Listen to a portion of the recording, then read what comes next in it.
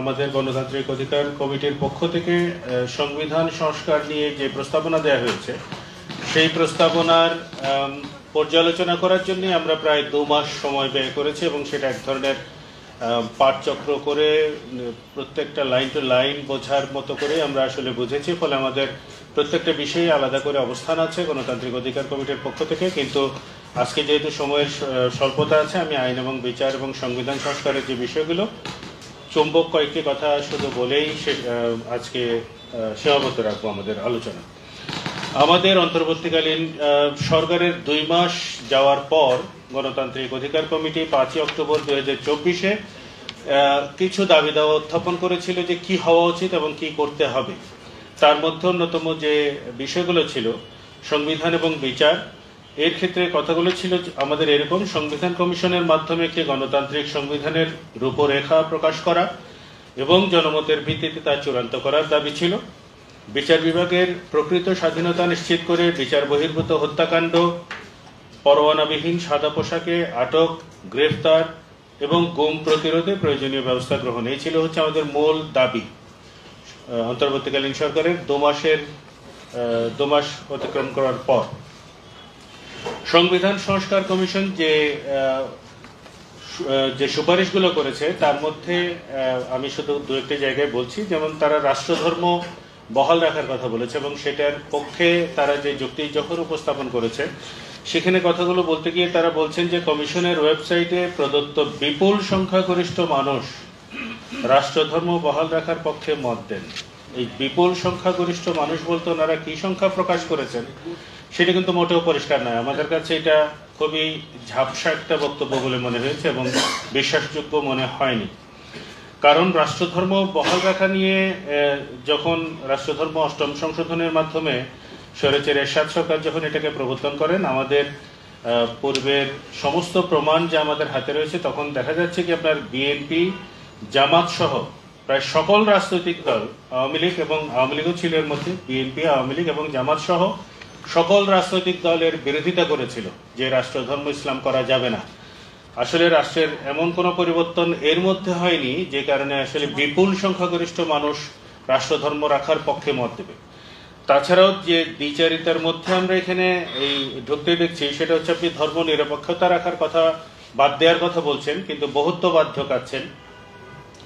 বহুত্ববাদ ঢোকাতে গিয়ে যে যুক্তিগুলো দেখানো হয়েছে যে সবার রিপ্রেজেন্টেশনটা এখানে নিশ্চিত করা হবে, কিন্তু সেই সাথে যখন আপনি রাষ্ট্রধর্ম রাখছেন তার মানে দাঁড়াবে এই যে যার শক্তি যতটা সে আসলে শক্তিমানই প্রাধান্য পাবে।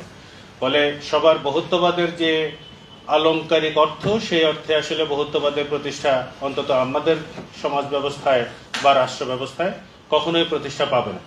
ফলে ধর্ম নিরপেক্ষতার যদি বজায় থাকে তাহলে আসলে এই বহুত্ববাদের ধারণাটা অটোমেটিক্যালি তার মধ্যেও থাকবে এবং রাষ্ট্রধর্ম রাখার যে সুপারিশ সেটার আমরা বিপক্ষেই অবস্থান করছি। আমরা মনে করছি যে সংবিধানে রাষ্ট্রধর্ম রাখার কোনো প্রয়োজনীয়তা নেই।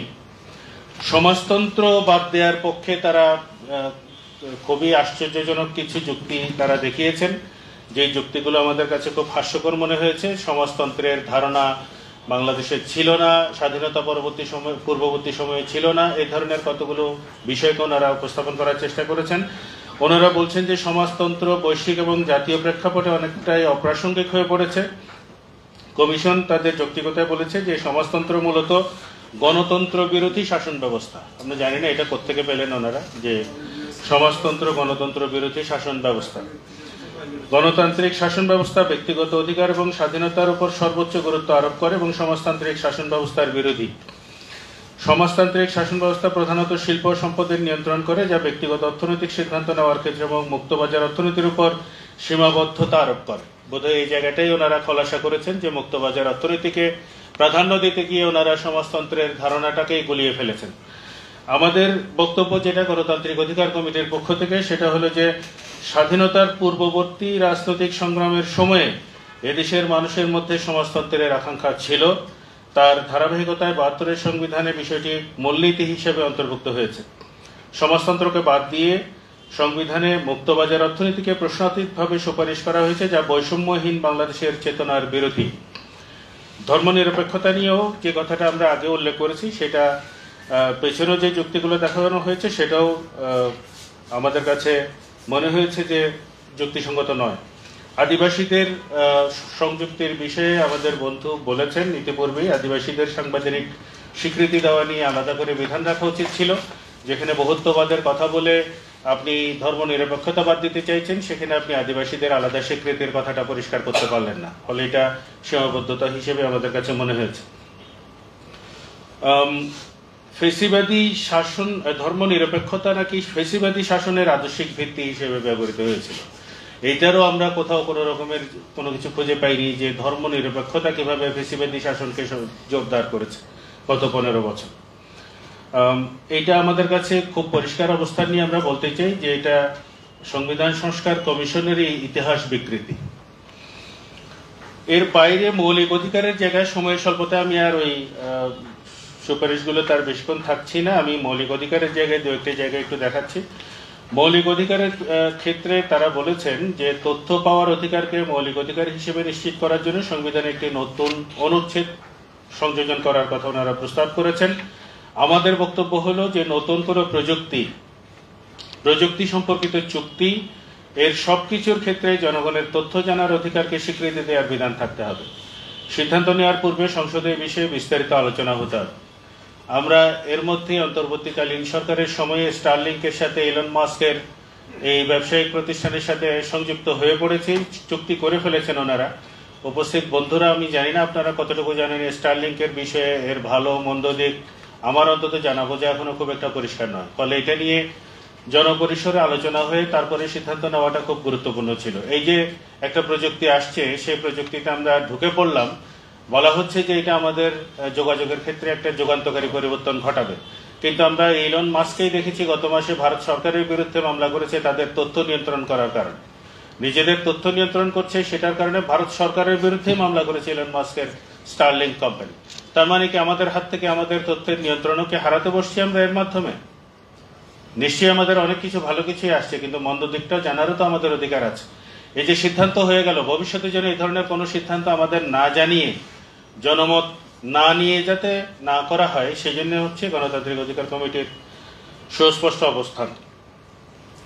কমিটি সুপারিশ করেছে সংবিধানে ব্যক্তি ও জনপরিসর উভয় ক্ষেত্রেই নাগরিকের গোপনীয়তার অধিকার থাকবে। এ নিয়ে ওনারা এগুলো আশাবাদ ব্যক্ত করার মতো করে কিছু কিছু বিষয় দিয়েছেন, যেগুলো আমাদের কাছে এটাও পরিষ্কার না যে এই বিধানগুলো বা সুপারিশ যেহেতু কমিশন তারাই, এরপরে আর কে করবে? এরপরে কি আরেকটা কমিশন হবে, কমিশন 2? এখন বাংলাদেশ 2 এর মতো যেভাবে যাচ্ছে, কমিশন 2 এর জন্য অনেক কিছু ছেড়ে দিয়েছে। এখানে আমাদের বক্তব্য হচ্ছে গোপনীয়তা কিভাবে নিশ্চিত হবে সে বিষয়ে সুনির্দিষ্ট বিধান থাকতে হবে। সেই বিধানটা ওনাদেরই সুপারিশ করার কথা ছিল, ওনারা ছেড়ে দিয়েছেন কমিশন 2 এর জন্য। তারপরে আমরা দেখছি যে কমিশন সুপারিশ করেছে যথাযথ নিরাপদ এবং পুষ্টিকর খাদ্য, পরিষ্কার ও পানযোগ্য পানি এবং পয়ঃনিষ্কাশনের অধিকার রাষ্ট্রের সামর্থ্য এবং বিদ্যমান সম্পদের আওতায় বলবৎযোগ্য অধিকার হিসেবে সংবিধানে অন্তর্ভুক্ত করা হোক। এইখানে যে কথাটা আমাদের বলা দরকার সেটা হচ্ছে রাষ্ট্র আবশ্যিকভাবে শিক্ষা এবং স্বাস্থ্য খাতে ভর্তুকি দেবে, এটাতে কোনো ধরনের এক্সেপশন থাকা উচিত না। স্বাস্থ্য নিয়ে হারুন ভাই বলেছেন ইতিপূর্বেই যে স্বাস্থ্যের কি অবস্থা হচ্ছে আমাদের, ফলে এখানে স্বাস্থ্যে কোনো রকম, শিক্ষা এবং স্বাস্থ্যে কোনো ধরনের আসলে কম্প্রোমাইজ করা যাবে না। রাষ্ট্র আবশ্যিকভাবে ভর্তুকি দেবে এবং প্রয়োজনে অন্য খাতে বরাদ্দ কমাবে। যথাযথ নিরাপদ ও পুষ্টিকর খাদ্য, পরিষ্কার ও পানযোগ্য পানি এবং পয়ঃনিষ্কাশনের অধিকার রাষ্ট্রের সামর্থ্য অনুযায়ী হওয়ার কথা বলা হচ্ছে, কিন্তু সেটা কত সময়ের মধ্যে বাস্তবায়ন করবে তার একটা সুস্পষ্ট লক্ষ্যমাত্রা ঘোষণা করতে হবে এবং সেটা থাকতে হবে, সংবিধানেই থাকতে হবে যে আপনি 5 বছরের মধ্যে করবেন এটাকে মৌলিক অধিকারের স্বীকৃতি, না 10 বছরের মধ্যে করবেন। আর নয়তো কি হবে, আমরা যারা আইনের ছাত্র তারা বুঝি যে সামর্থ্য নেই, এই অজুহাতেই নাগরিকের অধিকারগুলোকে বারবার ডিনাই করা হবে যে আমাদের এখনো পর্যন্ত সামর্থ্য হয়নি। সেটা 100 বছরেও হবে না যদি আপনার লক্ষ্যমাত্রা যদি স্থির করা না থাকে আইনের মধ্যে। ফলে একটা সুস্পষ্ট লক্ষ্যমাত্রা থাকতে হবে, আমাদের এটা দাবি। কমিশন সুপারিশ করেছে সংবিধানের ভোক্তা সুরক্ষার অধিকারকে স্বীকৃতি প্রদান করা হোক, এই বিষয়ে আমরা একমত, খুবই ভালো পরামর্শ। রাষ্ট্রীয় সম্পদ ধারণার পরিবর্তে আমাদের এখানে পরামর্শ হলো সর্বজনের সম্পদ, এই একটি অভিধান যুক্ত করতে হবে। এই সম্পদ অর্জনের অধিকারের সাংবিধানিক সুরক্ষা থাকতে হবে। সংবিধানে সম্পদের সর্বজনের সম্পদ অর্থাৎ কমন প্রপার্টি নিয়ে আলাদা অনুচ্ছেদ থাকতে হবে। কমিশন সুপারিশ করেছেন ন্যূনতম ন্যায্য মজুরি সহ নিরাপদ ও স্বাস্থ্যকর কর্মপরিবেশের মাধ্যমে সম্মানজনক ও সুরক্ষিত কাজের অধিকারকে বলবৎযোগ্য করা হোক।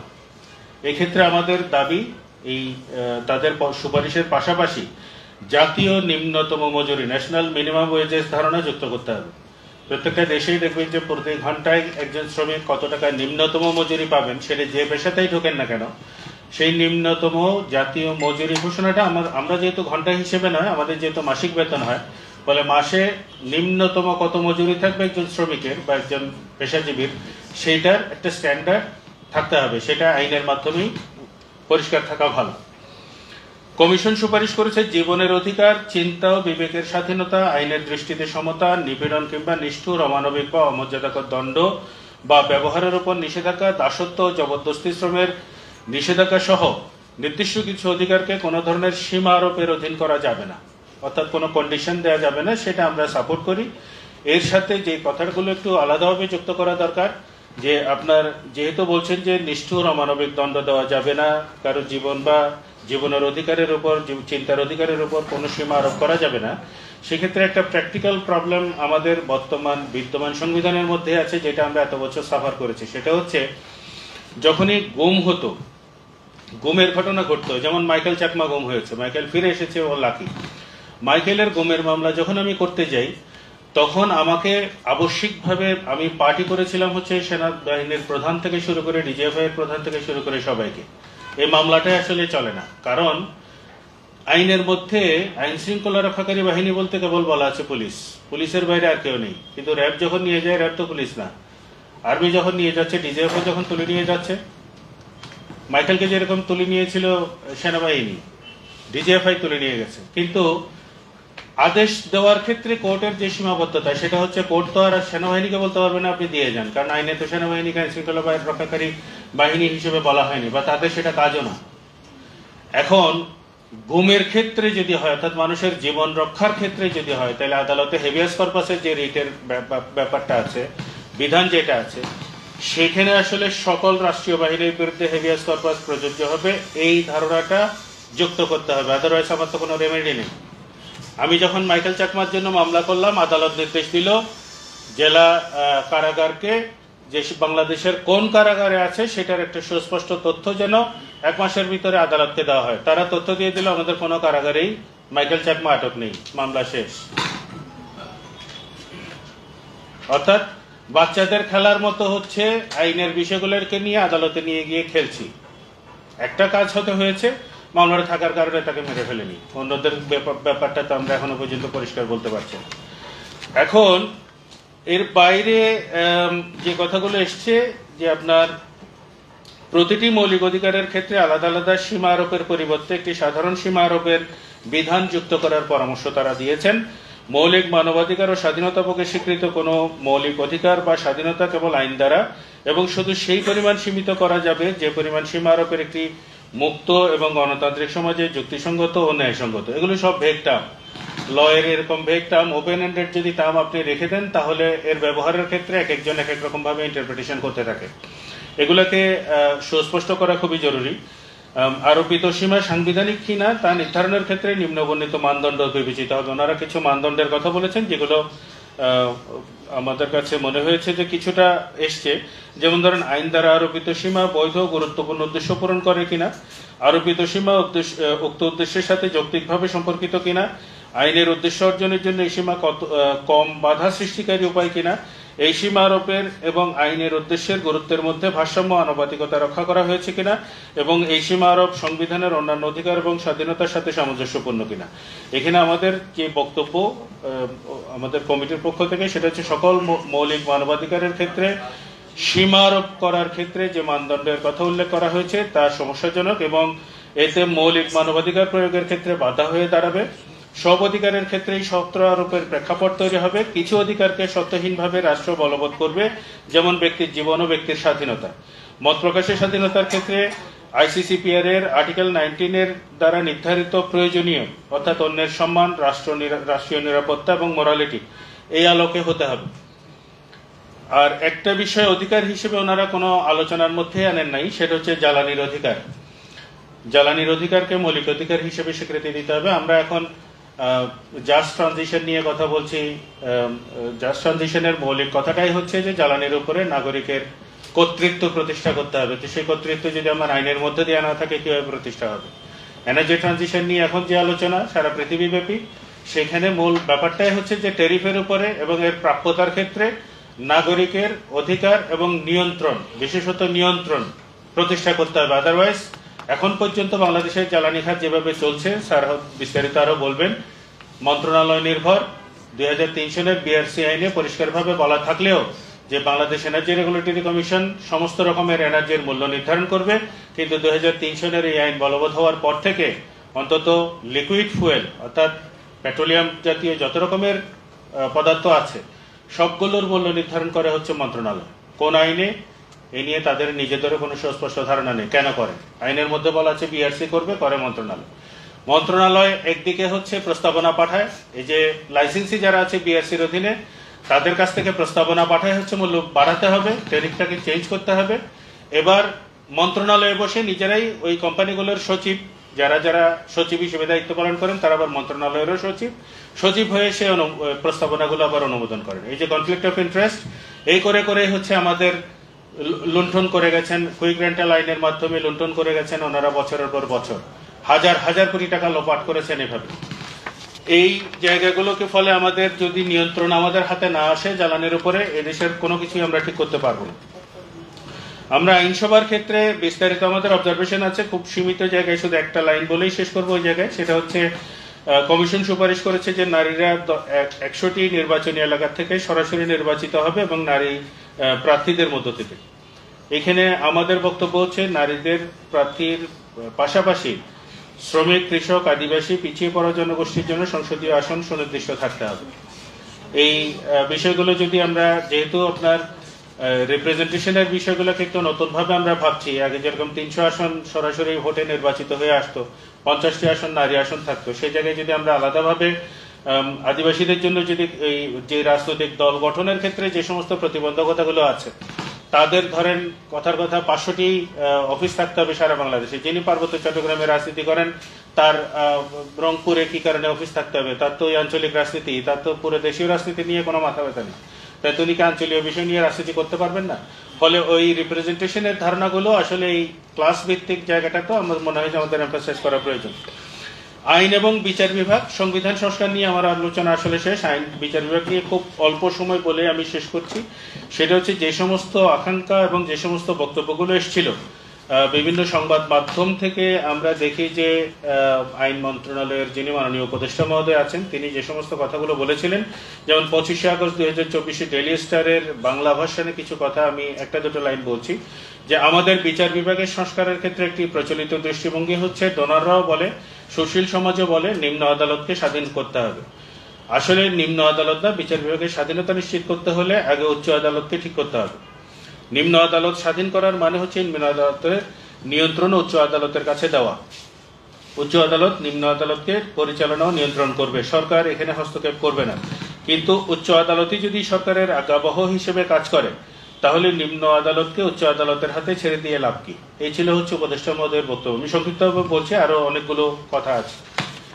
আসলে উচ্চ আদালতকে যে প্রস্তাবনাগুলো আসছে, সেই প্রস্তাবনাগুলো তো এখনো বাস্তবায়নের অপেক্ষায় আছে, বা কিংবা নানান আলোচনা হবে, হয়ে স্টেক হোল্ডারদের মধ্যে আলোচনা হয়ে পরবর্তী নির্বাচিত সরকার করবে না এই অন্তর্বর্তীকালীন সরকার করবে, এই নিয়ে এক ধরনের কিন্তু দ্বিধাদ্বন্দ্ব আছে।